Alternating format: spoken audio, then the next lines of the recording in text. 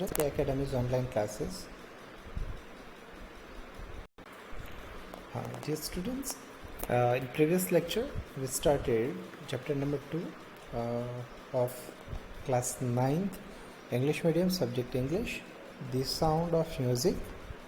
Part 1, Evelyn Glennie, listen to sound without hearing it. Okay, that you learned about Evelyn Glennie. I hope you searched in internet. Okay so एक ऐसी लड़की जो सुन नहीं सकती थी फिर भी उसने म्यूज़िक बजाना सीखा और म्यूज़िक भी बजाना बहुत अच्छा किया. म्यूज़िक की एक और कहानी दैट इट इज़ अबाउट बिस्मिल्लाह का पार्ट 2, द शहनाई ऑफ बिस्मिल्लाह का. तो शहनाई बिस्मिल्लाह का की do you know this people. आप ये इस पिक्चर में हैं, उनके नाम में आप कुछ जानते हो that you have to find it. Okay, think of Shahnai and the first thing you will probably imagine is a wedding or similar occasion or function. अगर शहनाई की बात आई तो मैरिज में आप सुनते हो वही याद आती है. The next would probably the Ustad Bismillah Khan. Second नाम अगर याद आता है तो वो उस्ताद बिस्मिल्लाह खान का. The shehnai maestro playing is the instrument. वो एक ऐसा इंस्ट्रूमेंट है.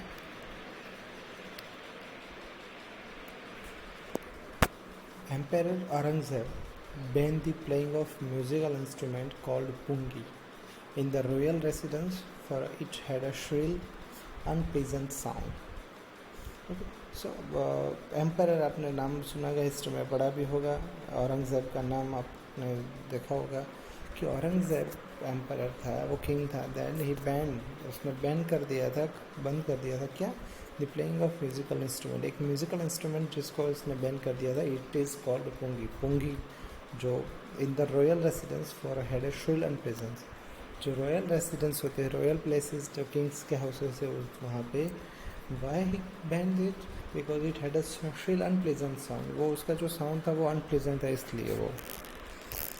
Pungi became the generic name for reed noise makers. और पुंगी ऐसा नाम बन चुकी थी that the generic name of readed noise maker. जो नॉइस मेकिंग जब जब नाम आता है तब पुंगी का नाम आता था. Few had thought that it would one day B revived. Someone had कि ये पुंगी फिर से वापस आएगी, अगर बैन किया तो वन डे रिवाइव होकर वापस आएगी. अब barber of family of professional musicians who had access to the royal palace decided to improve the tonal quality of pungi. Okay, so generic name का meaning क्या है? A name given to class or group of all, or reed means a wind instrument which have reeds, that the flute, chair जो reed होती है वैसे. So a barber of family, जो family किसकी, अ barber of family, जो family और professional musicians जो थे, वो हैड एक्सेस रॉयल प्लेसेस, जो वो रॉयल प्लेसेस पे आते जाते रहते थे जहाँ बैन किया था. They decided to improve the tonal quality. और पुंगी बैन कर दी तो दे डिसाइडेड, उन्होंने क्या डिसाइड किया, to improve the tonal quality of pungi. तो पुंगी का जो उसकी जो टोनल क्वालिटी जो नॉइस जैसी लग रही थी उसको इम्प्रूव करने के लिए सोचा. He chose a pipe with a natural hollow stem that was longer and broader than the pungi. And then he chose, उसने चूज़ किया था क्या, चूज़ अ पाइप, एक पाइप विथ ए नेचुरल होलो. ऐसी पाइप जो नेचुरल जो पाइप होती थी वो नेचुरल होलो. होलो मीन्स जो ब्लैंक होती है, लाइक फ्लूट में होती है वो. Stem that is longer and broader, जो बड़ी भी थी और ब्रॉड भी थी. किससे, पुंगी से. तो पुंगी से broader and longer, natural hollow, and made 7 holes on the body of the pipe. और क्या कर दिया उसने, 7 होल्स बना दिए थे बॉडी ऊपर के उस पाइप पे ऊपर 7 holes. When he played on it, closing and opening some of the holes, soft and melodious sounds were produced. तो when he played on it, जब वो उसको बजाता था, closing and opening some of holes, कुछ holes close करता था, कुछ होल्स ओपन करता था, उससे क्या हुआ, the soft and melodious sound. तो उससे एक आवाज़ जो थी जो सॉफ्ट एंड मेलोडियस रिदम वाली जो आवाज़ थी वो प्रोड्यूस होती थी. He played the instrument before royalty and everyone worshipped him. तो ये न्यू इंस्ट्रूमेंट जब वो उसने बजाई है, जो शहनाई उसने बजाई थी, वो इंस्ट्रूमेंट जो रॉयल जो पैलेस ने जो बैंड कर दी थी उनके सामने, एंड एवरीवन वाज इम्प्रेस, सब इम्प्रेस हो गए. The instrument so different from the pungi, and this instrument is different from pungi. Pungi से total different था. Had to be given a new name, तो उसे कुछ नया नाम देना था. As the story goes, since it was first played in the Shah's chambers, so the story क्या थी कि ये जो इंस्ट्रूमेंट था, it was first टाइम कहाँ प्ले हुआ था, उसको बजाया गया था इन द शाह मीन्स जो किंग थे, इनकी चैम्बर में बजाया था. दैट वाज प्लेड इन नाई मीन्स, और किससे बजाई गई थी, कौन बनाया था, बार्बर फैमिली जो थी, नाई मीन्स जो हजाम होते थे उनकी फैमिली, तो उनको द्वारा बजाई गई थी. दैट द इंस्ट्रूमेंट नेम, तो इसलिए उसका नाम क्या रह दिया, शहनाई. शाह के चैम्बर्स में बजाई गई थी फर्स्ट टाइम, और नाई ने बजाई थी, इसलिए इट इज़ कॉल्ड शहनाई. तो ऐसे उसका नाम पड़ा. तो पिक्चर है, ये पुंगी का पिक्चर है एक, एंड ये शहनाई जो नई फॉर्म में थी वो. Second paragraph, some word meaning glossaries are given.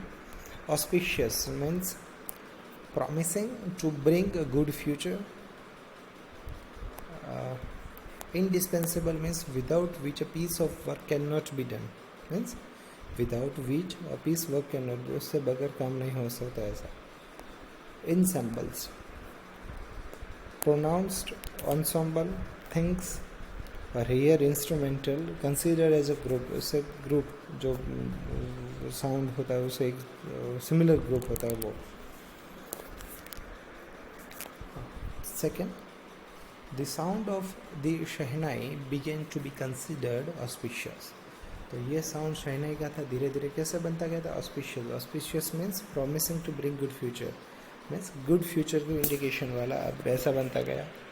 And for this reason, और इस रीज़न से it is still played in temples and is an indispensable content of any North Indian wedding. तो एक अच्छी फ्यूचर की इंडिकेशन है.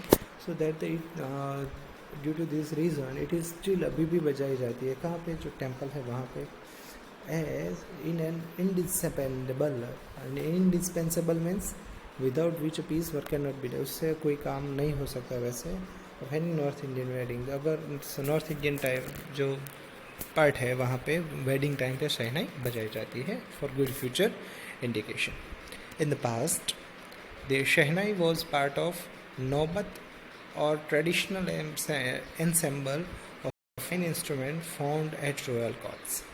Okay, in the past time the shehnai was part, शहनाई एक part था किसकी, नौबत और अलावा मीनिंग इंग्लिश में देखे तो ट्रेडिशनल ensemble. ensemble मीन्स कोई एक ग्रुप, एक टोटल ग्रुप होता है एज ए इंस्ट्रूमेंट का वो. ट्रेडिशनल ensemble ऑफ 9 इंस्ट्रूमेंट के ग्रुप में वो एक पार्ट था ऑफ रॉयल कोर्ट. जब रॉयल कोर्ट में, रॉयल दरबार में जब बजाया जाता था उसका एक पार्ट था शहनाई. Till recently it was used only in temples and wedding, but nowadays it is used only in temples and wedding time. The credit for bringing this instrument onto the classical stage goes to Ustad बिस्मिल्लाह का. Total credit जो था उसको classical stage पे लाना, classical music में उसकी entry और एक इम्पोर्टेंस देना, वो किसने दिया था, उस्ताद Bismillah Khan. As a 5-year-old, Bismillah Khan played a gilli danda near a pond in the ancient state of Dumran in Bihar. So, at the age of 5 years of age, old boy, Bismillah Khan क्या खेलते थे generally, gilli danda. You heard the name of gilli danda. Near pond तालाब के नज़दीक. कहाँ पे, ancient state पे का किसका, दुमराव. कहाँ पे है, द बिहार, वहाँ. He would regularly go to the nearby Bihari Ji temple to sing a Bhojpuri Chaita.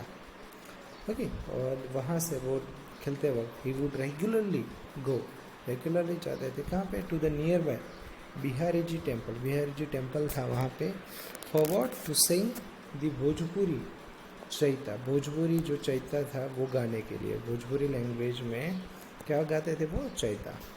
Eight the end of which he would earn a big laddu weighing 1.25 crore. और एंड ऑफ टाइम उनको क्या मिलता था अर्निंग में, एक बड़ा सा लड्डू जो 1.25 किलोग्राम का होता था। A prize given by a local maharaja. और किससे दिया जाता था ये, तो वो वहाँ के लोकल जो किंग थे, महाराजा, वो देते थे। This happened 80 years ago। तो ये कब हुआ था, अब से 80 years ago हुआ था ये। And the little boy has travelled far to earn the highest civilian award in India. और धीरे धीरे करके ये छोटा बच्चा इतना ट्रैवल कर दी लाइफ में, फार टू अर्न, और क्या कमाने लगा था, क्या अर्न हुआ था, हाईएस्ट सिविलियन अवार्ड। जो इंडिया में हाईएस्ट सिविलियन अवार्ड होता है, सबसे बड़ा अवार्ड एज अ इंडियन जो मिलता है, वो तक उनकी जो सफ़र थी वो था द भारत रत्न। और भारत रत्न भी उनको मिला। Born on 21 March 1916। बॉर्न कब हुआ था, 21 March 1916। Bismillah belongs to a well known family of musicians from Bihar. और उनकी फैमिली जो थी बिहार में जन्म हुआ था, तो उनकी जो फैमिली थी वो वेल नोन म्यूजिशियंस फैमिली थी। हिज ग्रैंडफादर रसूल बुक्स खान, उनके ग्रैंडफादर क्या नाम था, रसूल books Khan was the shehnai Nawaz of Bhojpur Kings court. वो थे शहनाई नवाज, मीन शहनाई बजाते थे भोजपुर किंग्स के कोर्ट में। हिज फादर, उनके फादर पैगंबर बुक्स, उनके फादर का नाम क्या था, पैगंबर books. And other paternal ancestor, और अदर पैटर्नल एंसेस्टर्स मीन उनके फादर के फैमिली से बिलोंग करने वाले ancestor. Paternal ancestor means ancestor of the father were also great shehnai player. वो भी एक अच्छे शहनाई प्लेयर्स थे।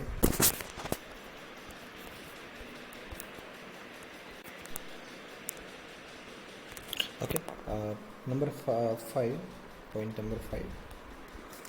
The young boy took to music early in life. At the age of 3, and his mother took him to his maternal uncle's house in Banaras. Now it is called Varanasi. Bismillah was fascinated watching his uncles practice the Shehnai. Means the young boy took a music early in life। उसकी life में music बहुत जल्दी उन्होंने accept कर लिया था, करना start कर दिया था। एट द एज ऑफ 3, जब वो 3 साल के थे, when his mother took him, जब उनकी मदर उनको ले के जाती था हिज मैटरनल अंकल्स, मीन्स उनके मामा के घर पे। कहाँ पे, बनारस, जो अभी वाराणसी के नाम से भी हम जानते हैं। Bismillah was fascinated watching his uncles practice the shehnai. और बिस्मिल्लाह था उस टाइम पे, जब छोटे थे तब से वो फैसिनेटेड, अट्रैक्टेड थे towards the watching uncles practice. जब उनके मामा, उनके अंकल जो शहनाई की प्रैक्टिस करते थे, वो उनको देख के वो बहुत अट्रैक्ट होते थे, देखते रहते थे। सुन, बिस्मिल्लाह स्टार्टेड अकम्पनिंग हिज अंकल। धीरे धीरे जैसे वो बढ़े तो उनको अंकल के साथ वो उनकी कंपनी देने लगे थे, उसके साथ रहने लगे, जिनका नाम था क्या, अली बख्श। तो Ali Bakhsh to the Vishnu temple of Banaras where Bakhsh was employed to play shehnai. जो विष्णु टेम्पल था बनारस में, वहाँ पे बख्श जॉब करते थे और क्या काम करते थे, टू प्ले शहनाई बजाने का काम करते थे विष्णु मंदिर में बनारस में। Ali Bakhsh would play the shehnai and Bismillah would sit captive for hours on end. Ali Bakhsh वहाँ जाते थे और शहनाई बजाते थे, और Bismillah would sit captive for an hour. और बिस्मिल्लाह वहाँ पे जैसे कोई कैदी बैठा हो ऐसे बहते रहते थे बहुत सा टाइम के लिए। स्लोली ही started getting lessons in playing the instrument and would sit practising throughout the day. और धीरे धीरे ही स्टार्टेड गेटिंग लेसन्स, और उनको धीरे धीरे वो सीख भी गए कैसे बजाते, वो पूरा इंस्ट्रूमेंट उन्होंने सीख लिया।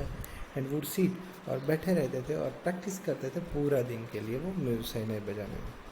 For years to come to the temple of Balaji and Mangala Maiya and the banks of Ganga became the young apprentice's favorite haunts where he could practice in solitude. This for years to come, ये बहुत साल लगे, वो practice भी बहुत साल करते रहे थे।